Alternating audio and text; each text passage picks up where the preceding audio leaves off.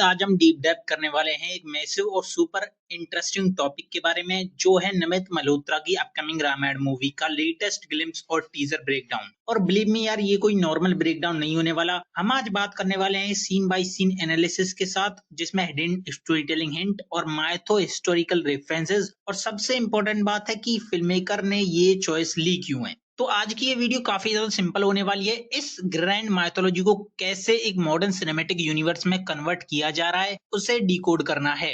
तो अब हमारे सामने एक इंटरेस्टिंग बात ये है कि ऑडियंस डिवाइडेड है इस चीज को लेके। कुछ लोग इस सिनेमैटिक एक्सपीरियंस से कंप्लीटली दूर हैं और कुछ लोग वीएफएक्स को लेकर काफी क्वेश्चन रेज कर रहे हैं। पर एक चीज जो सबसे ज्यादा फैसिनेटिंग है वो है फॉरेन ऑडियंसेस, जिनको रामायण का डीप कंटेक्स्ट तक नहीं पता, वो भी इक्वली एक्साइटेड है जितने हमें। और यहीं से स्टार्ट होता है विजुअल स्टोरी टेलिंग का मैजिक। जब स्किल इतना बड़ा हो, एक्सपेक्टेशन ऑटोमेटिकली स्काई हाई हो ही जाती है।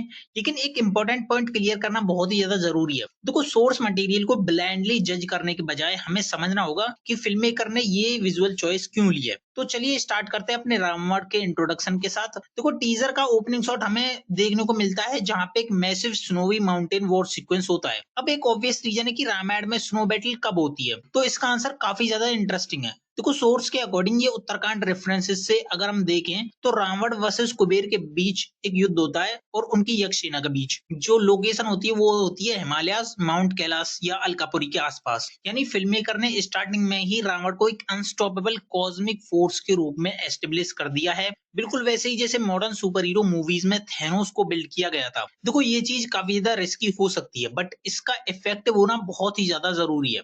अब कंट्रास्ट देखना, रावण का जो डार्क डिस्ट्रक्टिव इंट्रो है और राम की जो एंट्री है अयोध्या की रोशनी में है, लोग फूल बरसा रहे हैं। ये क्लियरली राज्याभिषेक सीक्वेंस लगता है जहां दशरथ राम को किंग डिक्लेयर करने वाले हैं। But immediately after this bright moment teaser दोबारा से डार्कनेस में चला जाता है। उसके बाद हमें वनवास फेयरवेल देखने को मिलता है जो कि ऑब्वियसली रात में होता है, जिसमें राम, सीता और लक्ष्मण सिंपल कपड़ों में दिखाई देते हैं और सामने तीन रानियां होती हैं जो ऑब्वियस सी बात है, जो है कौशल्या, केकई और सुमित्रा। अब नॉर्मली ऐसे इमोशनल सीन्स दिन में दिखाए जाते हैं, ये तो ऑब्वियस सी बात है, पर यहाँ पे रात क्यों है? देखो, डार्कनेस का यहाँ पे जो मतलब है वो है अयोध्या की इमोशनल स्टेट, जो कि अपने राम जी अयोध्या से दूर जा रहे हैं तो अयोध्या उनको जाते देख सैड हो रही है। तो यहाँ पे ये चीज दिखाई जाती है कि जब तक राम वापस नहीं आएंगे तब तक रोशनी भी नहीं आएगी। तो यहाँ पे जो विजुअल्स हमें सिंपल देखने को मिल रहे हैं, बट जो स्टोरी टेलिंग है वो बहुत ही ज्यादा डीप है। अगले शॉट में हमें वायलेंट स्टॉर्म सीक्वेंस देखने को मिलता है जहाँ पे राम का जो आर्मर है वो ना गोल्ड ना सिल्वर, वो सिर्फ पत्तियों और बाग से बना हुआ है। ये डिटेल हाईलाइट करती है कि राम अब प्रिंस नहीं है, वो एक जंगल सर्वाइवर हो चुके हैं। ये सीन जब का हो सकता है कि जब राम जी अपने वनवास में जाते हैं,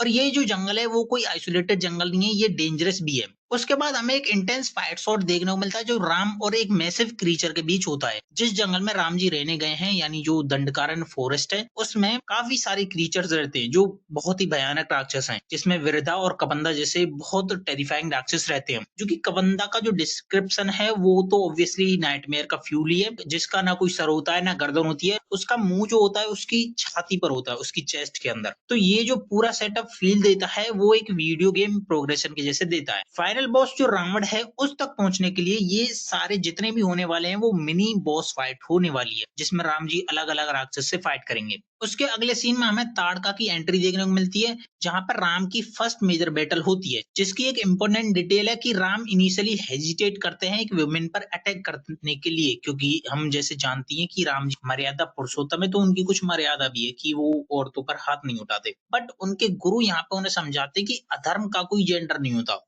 उस अधर्म को हमें उखाड़ना ही पड़ता है, अब वो मेल हो या फीमेल हो, जो भी हो। ये मोमेंट सिर्फ फाइट नहीं है, ये दिखाती है कि राम के धर्म और वॉरियर आइडेंटिटी का फाउंडेशन। अब बात आती है डिवाइन अथॉरिटी की। देखो, अगले सीन में हमें सिर धनुष दिखाया जाता है जो कि पिनाका है। राम उसे तोड़ देते हैं जिसका साउंड इतना पावरफुल होता है कि जो राजा होते हैं उस दरबार में वो बेहोश हो जाते हैं। तो अगले शॉट में हमें अपने परशुराम जी का कन्फ्रंटेशन देखने को मिलता है जहां पे एक डेजर्ट सी जगह में परशुराम आते हैं एंड राम जी से कन्फ्रंट करते हैं, क्योंकि उन्होंने शिव धनुष तोड़ दिया है पिनाका।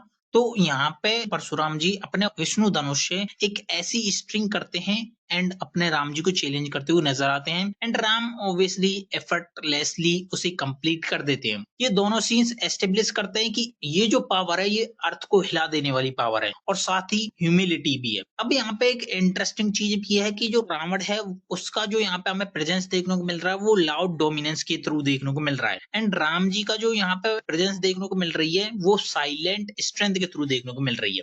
उसके अगले सीन में हमें एक रिवर रिचुअल सीन देखने को मिलता है।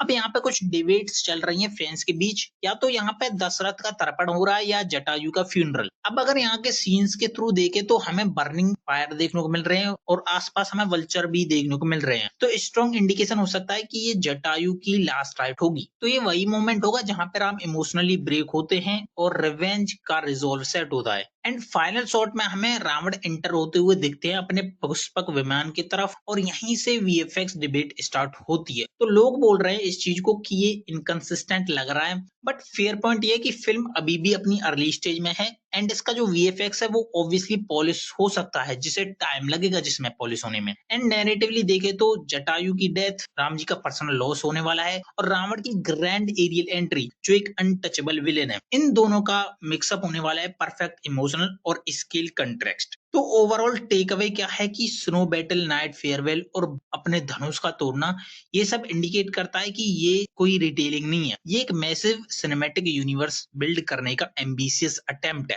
और सबसे बड़ा क्वेश्चन ये है कि पार्ट 1 कहाँ खत्म होगा।